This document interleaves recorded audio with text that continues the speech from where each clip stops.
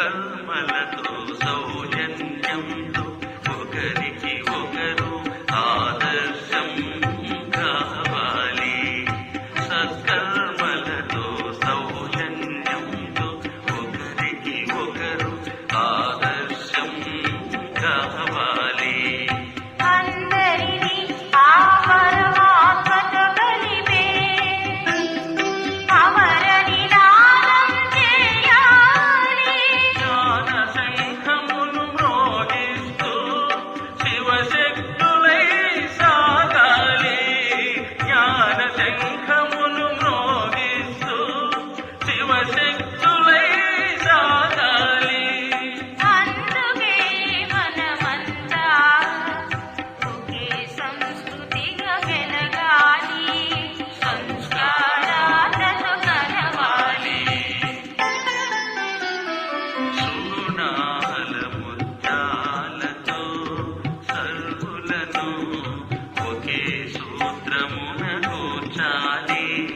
సప్తస్వరాలుగా కలపాలి.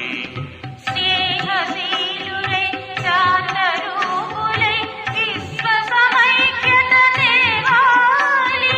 శృతిలయలుగా కలపాలి. సునాదముచ్చాలతో సర్వులను ఒకే సూత్రమున కూర్చాలి.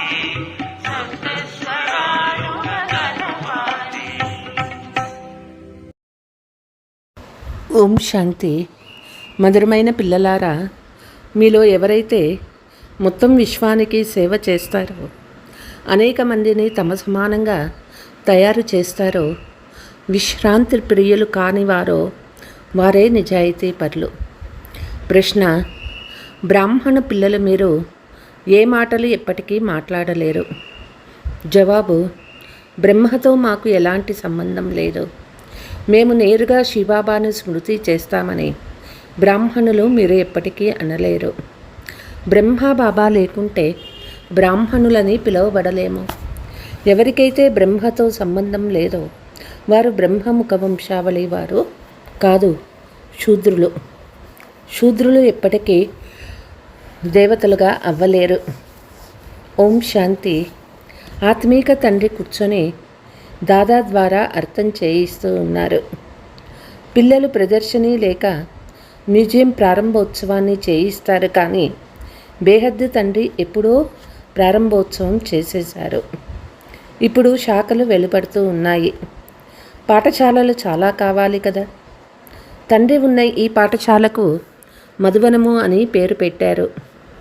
మధువనంలో సదా మురళి మోగుతూ ఉంటుందని పిల్లలకి తెలుసు. ఎవరి మురళి? భగవంతునిది. భగవంతుడు నిరాకారుడు. సాకార రథం ద్వారా మురళి మోగిస్తారు.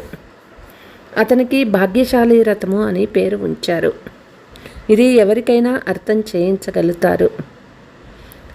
ఇతనిలో తండ్రి ప్రవేశించారని పిల్లలు మీకు అర్థమవుతుంది.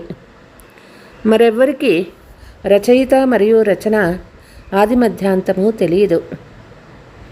గొప్ప వ్యక్తులైన గవర్నర్ మొదలైన వారితో ఉద్ఘాటన చేయిస్తారు.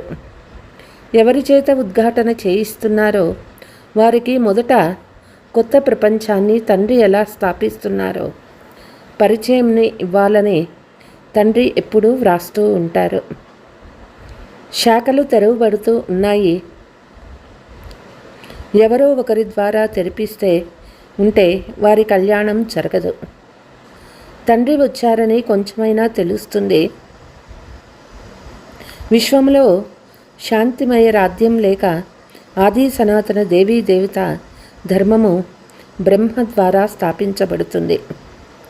దాని ఉద్ఘాటన అయితే జరిగిపోయింది. ఇప్పుడు శాఖలు తెరవబడుతున్నాయి. ఎలాగైతే బ్యాంకుకు సంబంధించిన శాఖలు తెరుస్తూ ఉంటారో అలా ఇక్కడ కూడా తెరవబడుతున్నాయి. తండ్రి వచ్చి జ్ఞానం ఇవ్వాలి. ఈ జ్ఞానము పరంపిత పరమాత్మలో మాత్రమే ఉంటుంది. అందుకే వారిని జ్ఞానసాగర్లు అని అంటారు. ఆత్మీక తండ్రిలోనే ఆత్మీక జ్ఞానం ఉంది కాబట్టి వారే వచ్చి ఈ జ్ఞానాన్ని ఆత్మలకు ఇస్తారు. ఓ పిల్లలారా, ఓ ఆత్మలారా, స్వయాన్ని ఆత్మగా భావించమని అర్థం చేయిస్తారు. ఆత్మ అనే పేరైతే సాధారణమైనదే. మహాత్మ, పుణ్యాత్మ, పాపాత్మ అంటారు. కాబట్టి ఆత్మలకు పరంపిత పరమాత్ముడైన తండ్రి కూడా అర్థం చేయిస్తూ ఉన్నారు. తండ్రి ఎందుకు వస్తారు? తప్పకుండా పిల్లలకు వారసత్వాన్ని ఇచ్చేందుకే వస్తారు. మళ్ళీ సతో ప్రధానమైన కొత్త ప్రపంచంలోకి రావాలి. ప్రపంచ చరిత్ర, భూగోళము పునరావృతం అవుతుందని అంటారు. కొత్త లేక పాత ప్రపంచం మనుషులదే. కొత్త ప్రపంచాన్ని రచించేందుకు తండ్రి వచ్చారు. మనుషులు లేకుంటే ప్రపంచమే ఉండదు. కొత్త ప్రపంచంలో దేవీ దేవతల రాజ్యం ఉండేది. ఇప్పుడు మళ్ళీ అదే రాజ్యం స్థాపన అవుతూ ఉంది. పిల్లలు మీరిప్పుడు శూద్రుల నుండి బ్రాహ్మణులుగా అయ్యారు. మళ్ళీ మిమ్మల్ని బ్రాహ్మణుల నుండి దేవతలుగా చేసేందుకు వచ్చారు. తండ్రి ఇలా అర్థం చేయిస్తూ ఉన్నారు. మీరు చెప్పగలరు,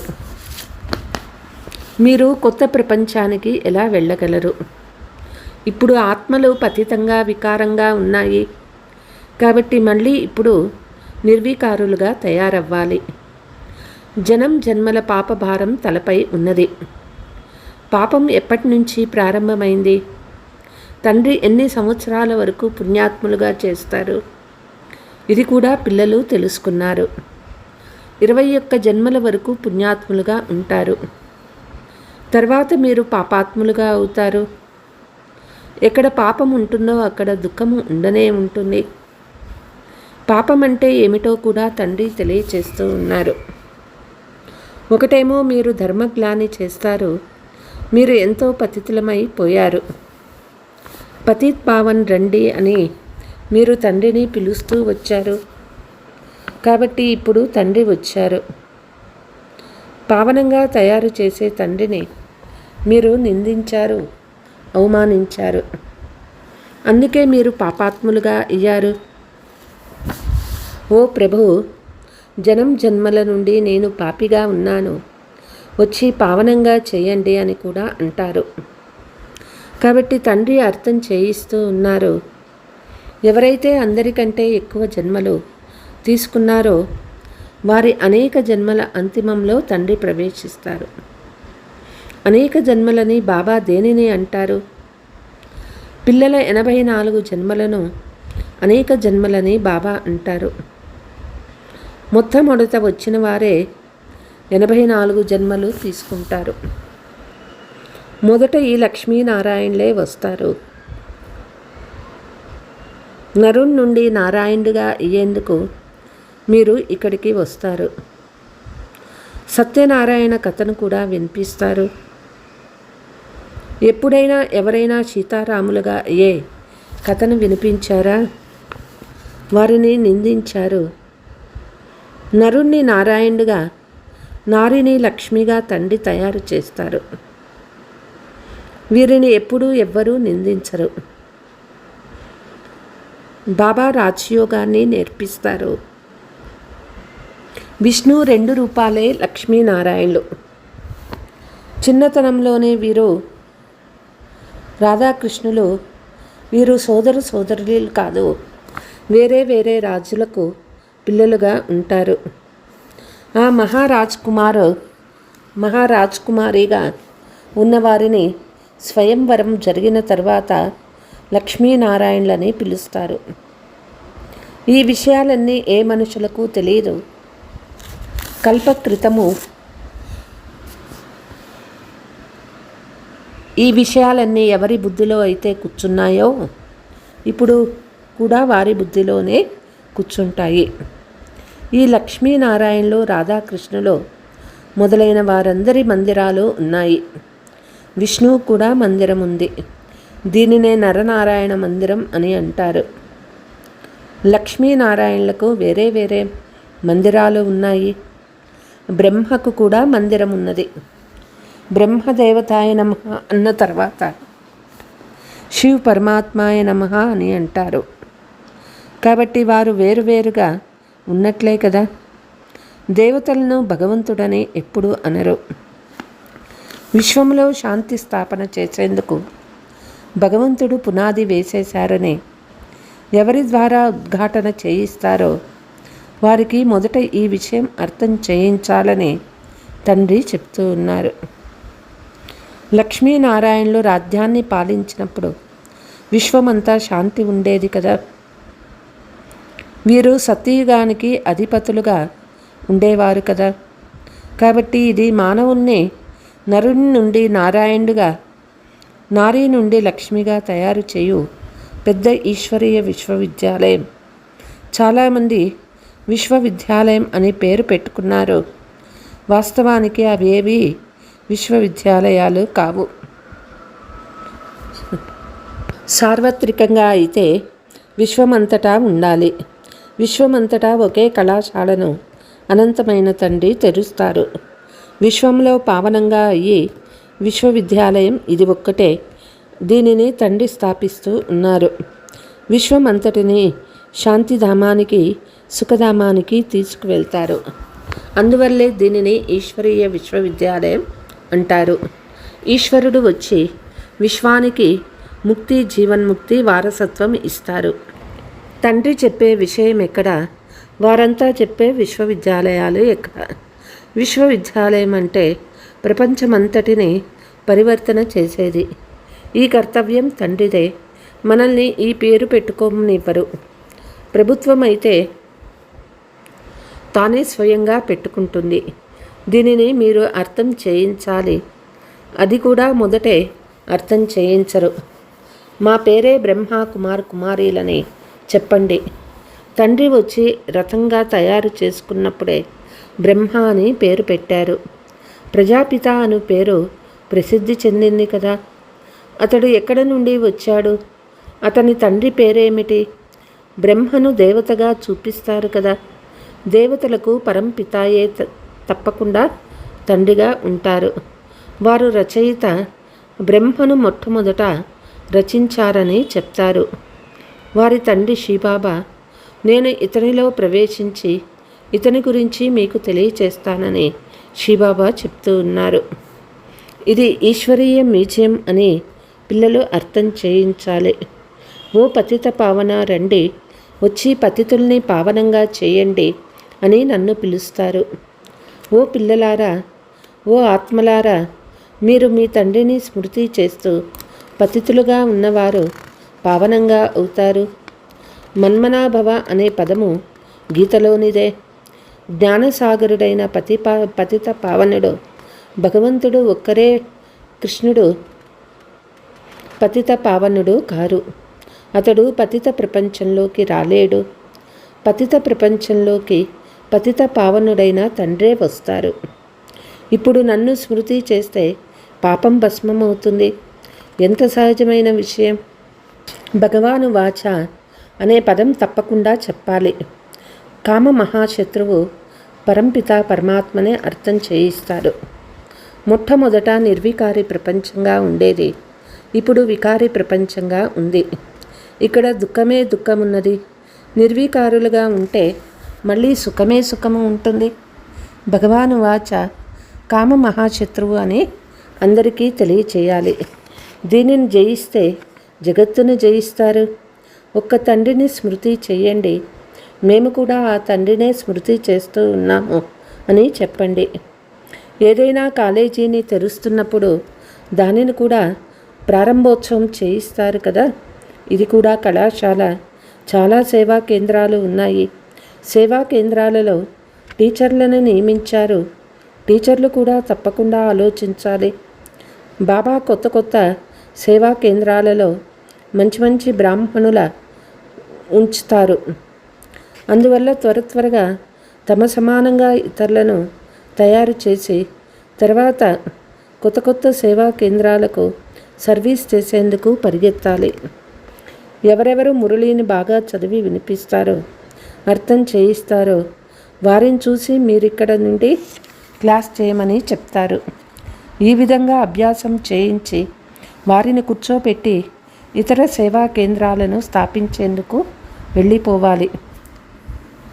ఒక సేవా కేంద్రాన్ని తయారు చేసి తర్వాత వెళ్ళి మరొక సేవా కేంద్రాన్ని తెరవడం బ్రాహ్మణుల కర్తవ్యం. ఒక్కొక్క టీచరు 10-20 సేవా కేంద్రాలను స్థాపన చేయాలి. చాలా సర్వీస్ చేయాలి. దుకాణాలు తెరుస్తూ తమ సమానంగా తయారు చేసి ఎవరినైనా పెడుతూ వెళ్ళాలి. ఎవరినైనా తమ సమానంగా తయారు చేసి ఇతర సేవా కేంద్రాలను తెరవాలని మనసులో ఉండాలి.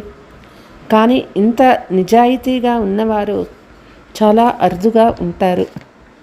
విశ్వం అంతటికీ సేవ చేయవారిని నిజాయితీ పరులని అంటారు. ఒక సేవా కేంద్రాన్ని తెరిచి తమ సమానంగా తయారు చేసిన తర్వాత మరొక స్థానంలో సేవ చేయాలి. ఒకే స్థానంలో అతుక్కొని ఉండరాదు. ఒకవేళ ఎవరికైనా అర్థం చేయించలేకపోతే ఇతర సేవలు చేయండి. ఇందులో దేహాభిమానం ఉండరాదు.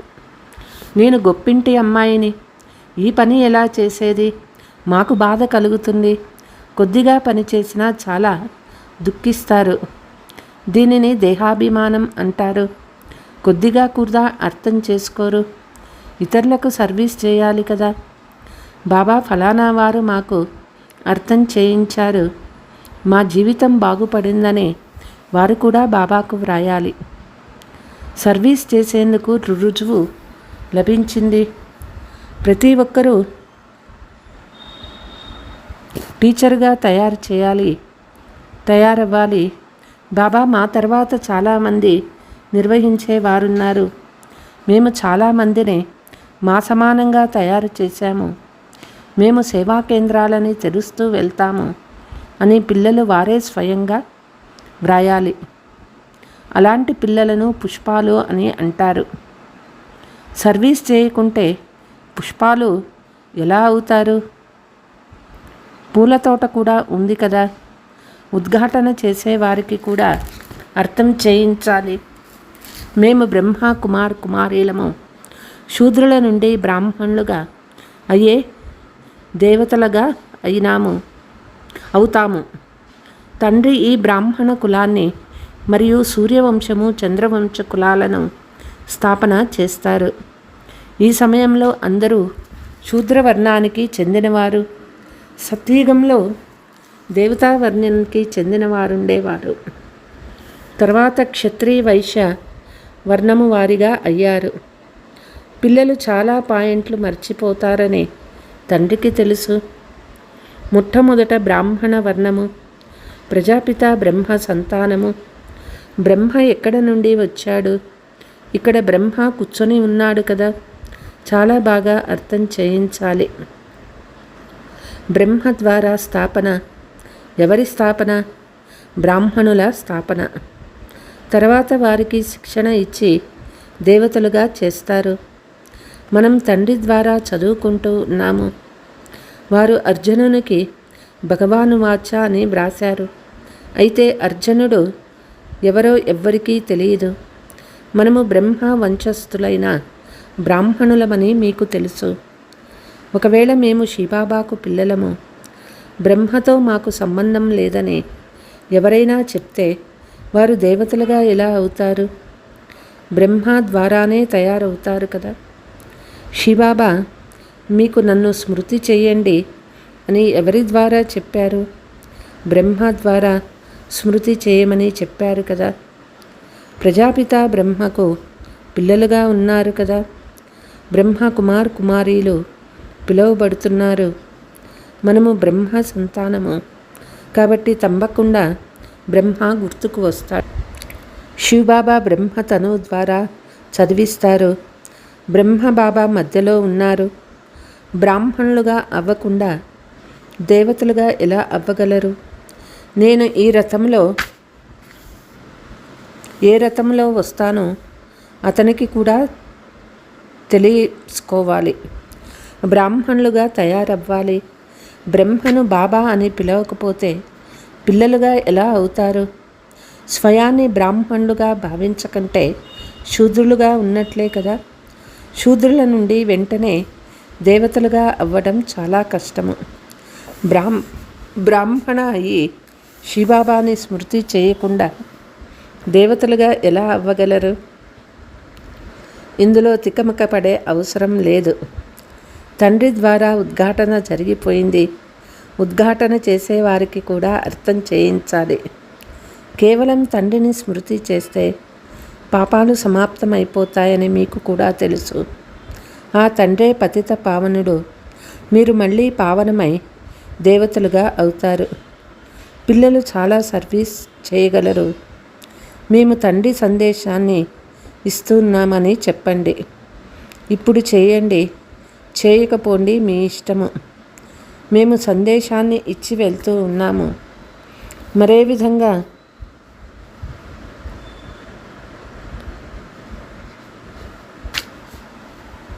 పావనంగా అవ్వనే అవ్వరు.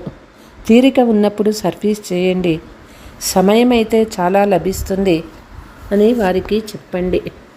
అచ్చా, मीठे मीठे सिकीलते बच्चों प्रति मात पिता बाप दादा का याद प्यार और गुड मॉर्निंग. रूहानी बाप की रूहानी बच्चों को नमस्ते. हम रूहानी बच्चों की रूहानी मात पिता बाप दादा को याद प्यार गुड मॉर्निंग नमस्ते. ధారణ: కొత్త కొత్త సేవా కేంద్రాలను వృద్ధి చేసేందుకు ఇతరులను తమ సమానంగా చేసే సేవ చేయాలి. సేవా కేంద్రాలను తెరుస్తూ వెళ్ళాలి. ఒకే స్థానంలో కూర్చుండిపోరాదు. పూల తోటను తయారు చేయాలి. ప్రతి ఒక్కరూ పుష్పంగా తయారయ్యి ఇతరులను తన సమానంగా పుష్పాలుగా తయారు చేయాలి. ఏ సేవలోనూ దేహాభిమానం పనికిరాదు. వరదానము: అన్ని పదార్థాల ఆసక్తుల నుండి భిన్నంగా అనాసక్తులుగా అయ్యే ప్రకృతి జీత్ భవ. ఏదైనా ఒక్క పదార్థము కర్మేంద్రియాలను విచలితం చేసిన, అనగా ఆసక్తి భావాన్ని ఉత్పన్నం చేసిన కూడా అతీతంగా అవ్వలేరు. కోరికలే ఆసక్తుల రూపము. చాలామంది నాకు కోరిక లేదు కానీ బాగుంది అనని అనిపిస్తుంది అంటారు. ఇది కూడా సూక్ష్మమైన ఆసక్తే. కనుక ఈ పదార్థము అనగా అల్పకాలిక సుఖ సాధనాలు ఆకర్షించటం లేదు కదా. చాలా సూక్ష్మ రూపంలో చెకింగ్ చేసుకోండి. ఈ పదార్థాలు ప్రకృతి యొక్క సాధనాలు. వీటి నుండి అనాసక్తులుగా అనగా అతీతంగా అయినప్పుడే ప్రకృతి జీతులుగా అవుతారు. స్లోగన్: నాది నాది అనే జంజాటాన్ని వదిలి అనంతంలో ఉండండి. అప్పుడు మీరు విశ్వ కళ్యాణకారులని అంటారు. అచ్చా, ఓం శాంతి.